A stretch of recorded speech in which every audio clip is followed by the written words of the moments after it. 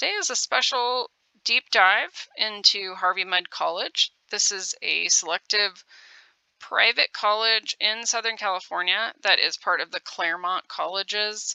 So if you are interested, please take a look at the Claremont Colleges and how they're organized. Harvey Mudd College, as a unit unto itself, provides the STEM majors within Claremont Colleges and graduates about 200 students a year. So it's a pretty small school, and it offers general engineering. So this is not specific to one major or another.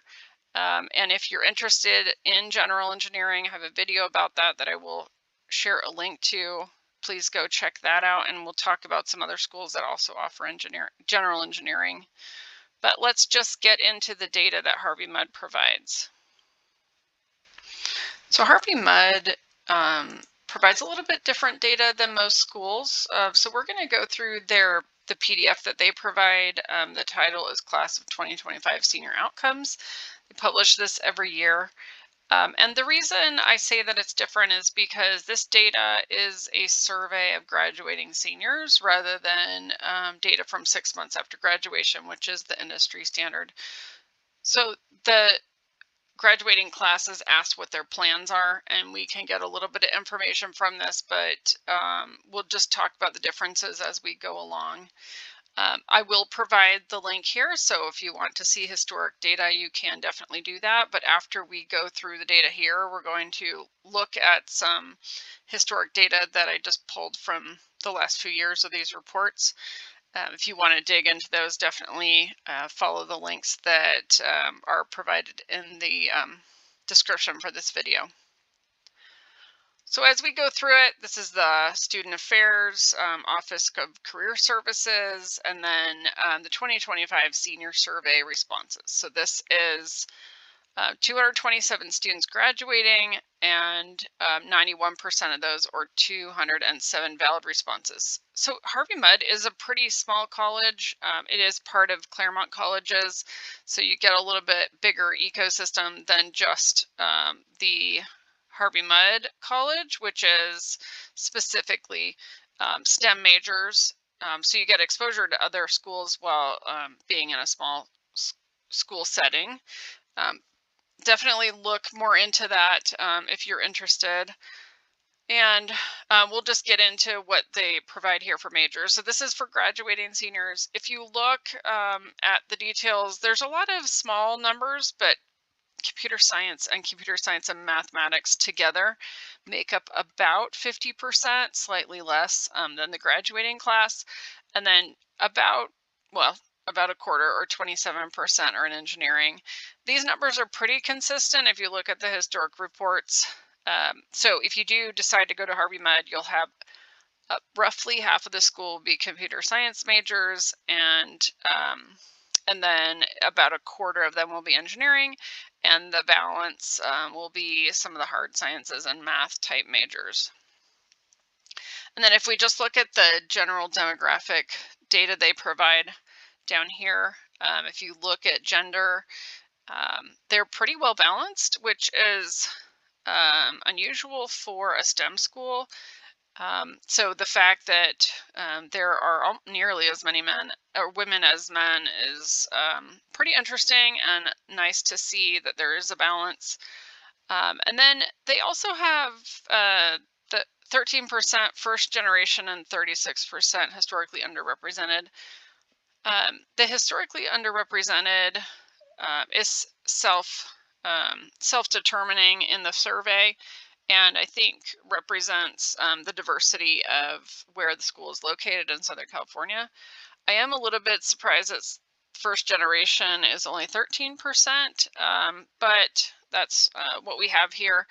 And I will also provide a link to a New York Times article with a little bit older data from 8 years ago or so that talks about students moving up in social status and income earning potential as they go to schools, and you can see some of the data for Harvey Mudd there. It's good for mobility and is interesting information. So let's just go down to the plans for the fall. So again, this is for the graduating class of 2025. So presumably May grads being surveyed in May about what their plans are. So about 60% said they were going to get a job, about 20% for grad school, and then we've got a number of different smaller categories that the students can choose from. And then they give you just a subset of the 60% that say they're going to go get a job. 63 currently have one, and 36% are still looking. And then of those 20% that said they wanted to go to grad school, most have been accepted, but a couple of them have been waitlisted. 20% going to grad school is a little bit low for STEM school, but not horrible. And it is nice to see that there are a big chunk going to grad school. 60% even intending to be employed is pretty low.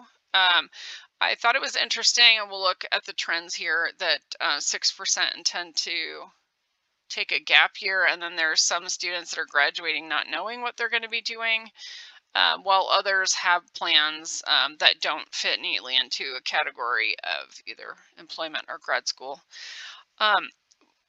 Immediately looking at the employment info down here, 36% or more than a third of the students who intend to go get a job don't have a job lined up when they graduate.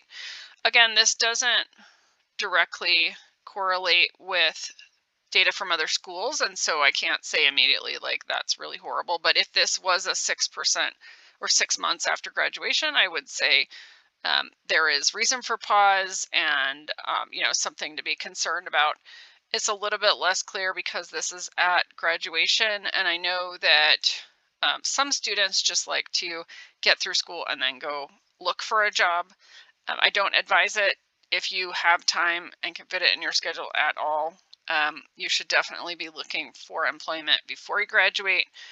Ideally, you would have internships before you graduate and be able to get full-time employment from those internships. And quite often, those companies will offer you a job before you even leave for your senior year, or ask you to work part-time through your senior year, which would mean that you'd have a position lined up when you graduate. So we'll get into the details of that when we look at the historic data, but for now, let's keep going and look at the next page, which is employment info and then grad school info. So median salary being 125,000 is completely in a different realm than most of the numbers we see for engineering schools. So typically we look at schools, we just look at engineering. There are some of those schools that include computer science, but the past several years, the computer science salaries have been significantly higher than engineering, but that's where we're starting to see a lot of the grads not have jobs when they graduate. So the salaries are much higher, but the competition is much more fierce now. But these median salaries definitely are a step above what we typically see. So I mentioned computer science as a major, being an influencer on that, but also Harvey Mudd is in Southern California, and so I would expect to see the median salary for jobs in that immediate area to be much higher than, say, you're getting a job in Kansas or something like that. But that's not to say that other schools don't have a lot of grads going to high cost of living areas and should have higher numbers. It's just one explanation for why it would be a little bit higher.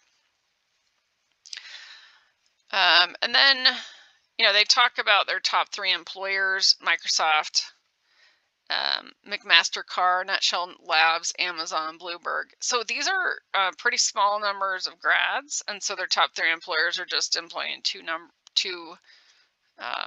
grads at a time. But it looks from what these companies do that they probably are hiring those computer science grads that make up about 50% of the school. But if we look down here at the next page, it first gives us all the grad schools that their students go to, so definitely a large list. All employers, you can take a look through here if you can read them. But I will just note something. So if you look at the actual raw number of students that have accepted employment, which is presumably where they got this number of, or this list of employers, that's 80 students have accepted a job. There are 55 companies listed here. So I've talked in other videos about how I really like to see companies that will hire multiple grads from the same school. That's a little bit harder when you're talking about, like 50 engineering grads for the year. You might not see 10 going to one company, but I would like to see multiples. But if we have 80 grads going to 55 companies, there aren't very many multiples in there. So what I take away from that is it's hard to tell if these students who are graduating are getting their jobs from the Career Services Center at school, if the school is really helping them, or if they're going and doing it on their own. A little bit hard to see because Harvey Mudd does not provide that data, but just something that I would like to see if I had access to the information. So let's look at the student outcome trends that I mentioned a couple times earlier. So what I did is I took the data that was provided on these PDF reports for the last 5 years of what was available. And then in addition, I broke down the employment numbers. They just have the percent of students that are intending to be employed after graduation. And then below, as you saw, there was a separate chart about this percent of students who accepted employment and were still seeking employment. So let's just go through this. I initially started this with 2022 because that is like the best year that when we just look across all engineering schools, it was the best year for students getting employment right out of school. But I decided to go back another year because there was such a big dip here in the percent of students that had accepted employment upon graduation. But let's just start at the top. So this is what we'd like to see, is that a high percent of students have employment. And if not, then they have grad school.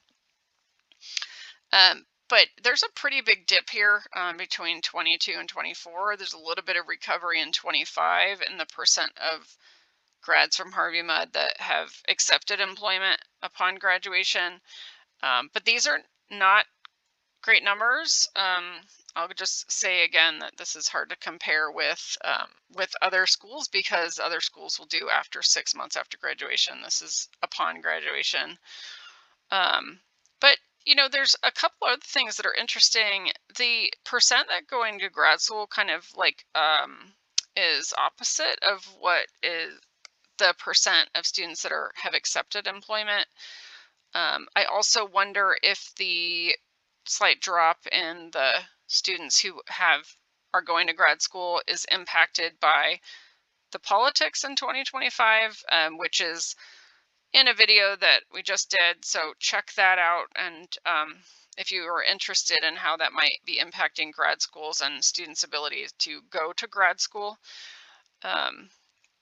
But again, they've recovered a little bit with their accepted employment, but this is still under 40% of grads graduating with a job. That is something concerning to me. So something that I haven't really discussed is that Harvey Mudd has general engineering. You saw it just said engineering as a major. It was not mechanical engineering, electrical, or something like that. I have done a separate video on should you major in general engineering, and I did not include this school in that video. If you go to that video, you will see that there are a number of schools that offer general engineering that have really good placement rates and don't have concerning numbers like this. But again, not apples to apples. We don't have the engineering majors broken down here or out here. And we have a big chunk of computer science that may be just driving all of this data. So a little bit hard to tell, but just on the surface, it just seems like the outcomes from Harvey Mudd College are not super great.